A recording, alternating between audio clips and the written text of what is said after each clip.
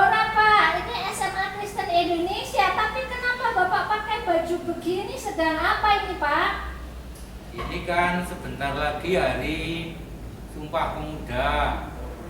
Lalu kami berusaha untuk memakai pakaian daerah supaya lebih dikenal bahwa kami ini dari daerah Jawa Tengah. Wah hebat Bapak. Ini peralatan ini, apakah di sekolah ini diberikan keterampilan sesuai dengan peralatan ini Pak? Ya, begini. Keterampilan apa Pak? Ini namanya melukis tapi dengan teknik batik. Kalau biasanya anak-anak melukis di kanvas seperti ini, sekarang kita akan belajar yaitu bagaimana melukis dengan teknik batik. Peralatannya apa aja Pak yang dibutuhkan Pak? Nah, peralatan yang dibutuhkan seperti kalau kita membatik. Yang pertama adalah malam. Malam ini sebagai dasar, jadi untuk penggoresan itu menggunakan malam. Lalu alat goresnya menggunakan canting. Kalau biasanya melihat orang membatik ya ini canting seperti ini yang ukurannya juga berbeda-beda, ada kecil, ada besar. Kemudian ada kompor. Kami menggunakan kompor listrik. Jadi kompor listrik ini gampang dipakai, tinggal dicolokkan di colokan listrik kemudian bisa dipakai.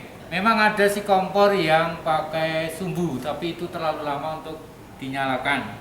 Lalu berikut ini ada yang namanya water glass, itu nanti ada gambar yang supaya tidak luntur, itu diberi water glass yaitu pengunci warna. Ini alat. Ini sirup apa Pak? Ini untuk pewarnaan. Jadi setelah dicanting, jadi sebenarnya setelah dicanting nanti dikasih pewarnaan. Jadi pewarnaannya warna pokoknya ada 4. Ini untuk warna hitam, merah, ini kuning atau jingga, ini biru. Oh begitu Pak, tapi yang mau ngomong nih Pak, siapa Pak? Saya Pak Marcelino Slamet, pengajar seni batik di SMA Kristen Indonesia bersama dengan Bapak Danar. Wah, terus ini yang muda ini Bapak siapa? Oh, saya Danar. Wow, akan jadi guru saya nih mungkin ya. Saya tapi masih kelas 2 SMP Oh, Pak iya. ya. Terus bagaimana Pak prosesnya bisa ditunjukkan Pak? Nah, prosesnya yang pertama yang perlu disiapkan itu adalah kain katun. Nah, ini kain katun kemudian dipasang di spandram. Spandram itu kotak dari kayu supaya lebih mudah dan pemasangannya juga harus istilahnya bagus, tidak berlipat-lipat. Setelah itu kemudian batik lukis itu juga objeknya bebas, bisa gambar orang, bisa gambar hewan, bisa gambar apa saja. Nah, saat ini teman saya akan menggambar dengan objek yaitu kura-kura. Nah, ini proses pembuatannya dengan pensil seperti anak-anak gambar atau Bapak Ibu menggambar. Ini prosesnya. Nah, mungkin Bapak Danar bisa sambil menjelaskan dengan alat apa proses sketsanya. Ya, sketsanya sebenarnya biasa pakai pensil biasa, bisa tebel. Sebenarnya enak kalau agak enggak terlalu tebel dulu, biar nanti kalau ada salah bisa dihapus. Sebenarnya boleh digambar dulu baru dipasang, tapi ini bisa sudah dipasang, jadi tinggal digambar pola atau gambar yang diinginkan. Jadi ini gambar kura-kura tapi kurang jelas, jadi tinggal gambarnya sesuka hati. Jadi pengen gambar apa sebelum nanti dicanting pakai malam seperti itu. Ya. Lalu setelah itu Pak, setelah digambar di kain yang sudah ada figurannya, lalu diapakan Pak? Setelah sketsa selesai, kemudian dicanting. Kami pindah tempat di tempat penyantingan karena sudah kami siapkan di sana. Silakan Pak Danar untuk menuju ke tempat pencantingan. Di kompor yang sudah nyala dan sudah ada malamnya siap digunakan. Nah, sekarang kita sudah berada di tempat pencantingan yang sudah ada kompor listrik sama malam, dan perlu diketahui bahwa malam ini nggak boleh terlalu panas, juga nggak boleh terlalu dingin. Kalau terlalu panas itu nanti akan membuat cantingan melebar, jadi harusnya lurus tetapi melebar. Demikian pula kalau dingin, goresan malam tidak tembus dan saat diwarna akan menjadi hasilnya kurang baik. Lalu cara mencanting ini adalah pegangnya canting begini, posisi ke atas. Kenapa ke atas? Supaya cairan lilin tidak menetes ke bawah.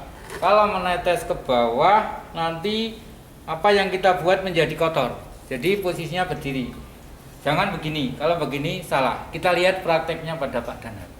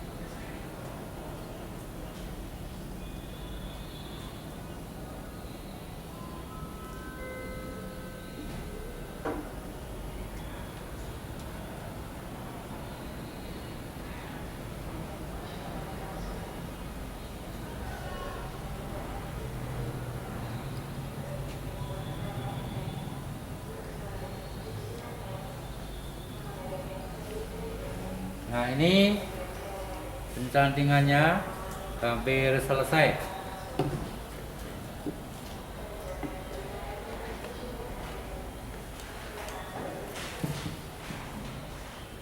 Nah, hasil akhir dari pencantingan gambar adalah seperti ini. Ini hasilnya. Ya. Ini tandingannya seperti ini, mudah bukan ya? Jadi saya kira cukup mudah untuk bisa dipraktekkan, baik untuk anak-anak, mungkin bapak ibu yang tertarik juga bisa melakukan hal ini.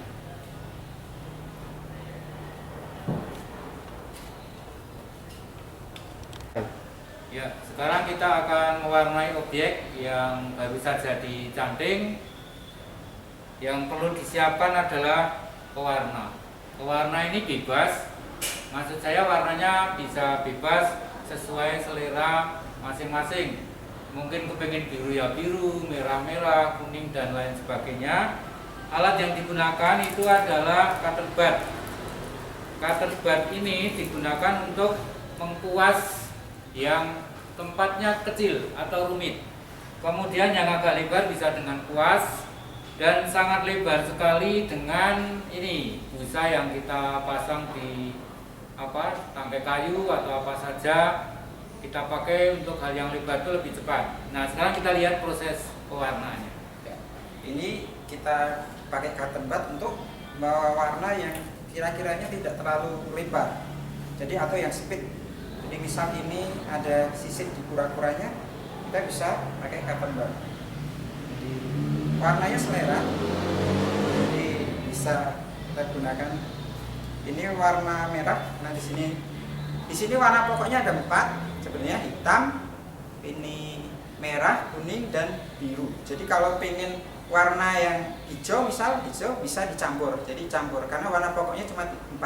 Jadi misal pengen warna hijau, jadi nanti biru dicampur kuning, atau pengen warna ungu maka nanti merah sama biru. Jadi tinggal pakai cotton bud.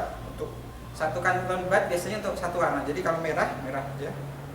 Soalnya kalau nanti sudah dipakai merah terus untuk dipakai di biru nanti warnanya berubah. Jadi misalnya ini merah itu, nah, ini misalkan ada 2 sisi jadi bisa untuk biru.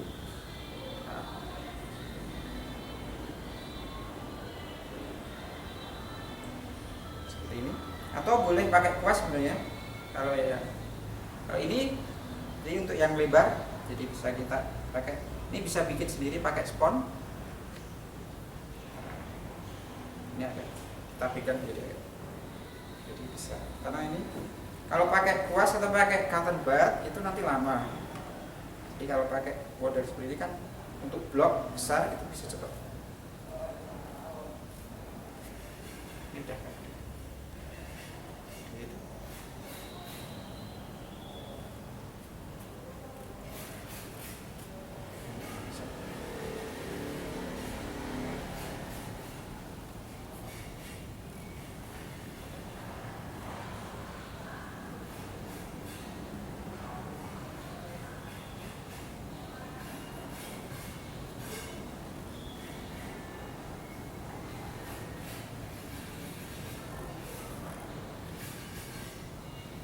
Sebenarnya harus ditaruh ya, tapi gitu.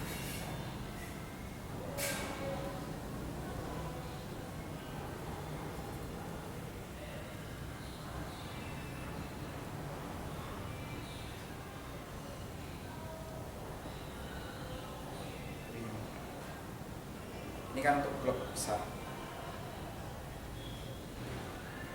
Seperti itu.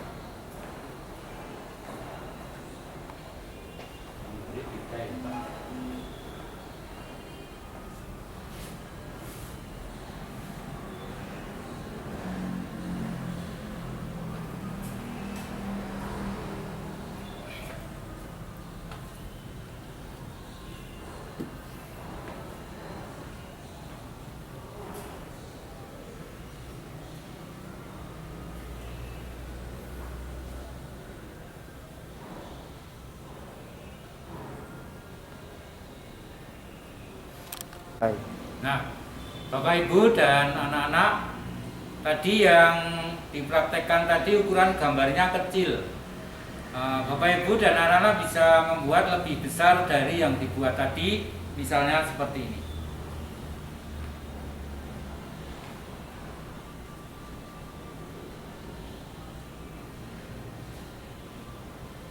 Ya, ini lebih besar. Setelah diberi warna seperti tadi, hasil akhirnya begini.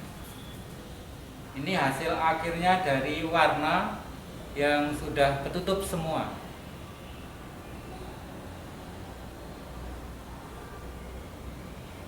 Nah, warna ini masih ketutup dengan goresan malam. Artinya masih ada proses berikutnya. Dan warna ini masih luntur kalau kena air. Maka warna ini harus dikunci dengan bahan yang namanya water glass. Ini bahannya, water glass. Ini dimasukkan dalam ember, kemudian diaduk, lalu menjadi encer dan langsung dioleskan di gambar. Setelah selesai pemolesan, kemudian dijemur di tempat panas. Tapi jangan panas sekali, karena kalau batik itu kena panas sekali juga hasilnya kurang bagus. Kita tunggu sampai kering, dan tanda keringnya ini hampir sama seperti kertas. Kalau disobek bisa, maka jangan sampai ini disobek, karena ini akan menjadi ringkih sekali kalau sudah kena water glass dan kering. Maka setelah ini kering, lalu diambil. Kemudian kita masih punya tugas menghilangkan malam yang menempel di batik ini. Ini malam-malamnya perlu dihilangkan. Caranya yaitu didihkan air sampai mendidih. Kemudian gambar ini dimasukkan di air yang sudah mendidih. Nah, lebih cepatnya dicampur dengan soda abu. Yang kali ini saya bahan soda abunya habis, tapi hanya seperti serbuk putih yang bisa membuat malam itu semakin hilangnya lebih cepat dan lebih bersih. Kita celup dalam air yang sudah mendidih hanya beberapa detik saja, lalu kita angkat dan nanti akan menjadi gambar yang bentuknya seperti ini.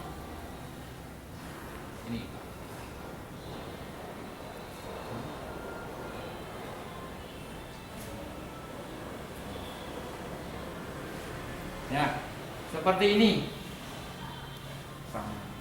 Balik ini, maaf kebalik. Ini hasilnya. Nah, yang putih-putih ini itu adalah malam yang sudah larut atau malam yang sudah hilang karena air panas tadi.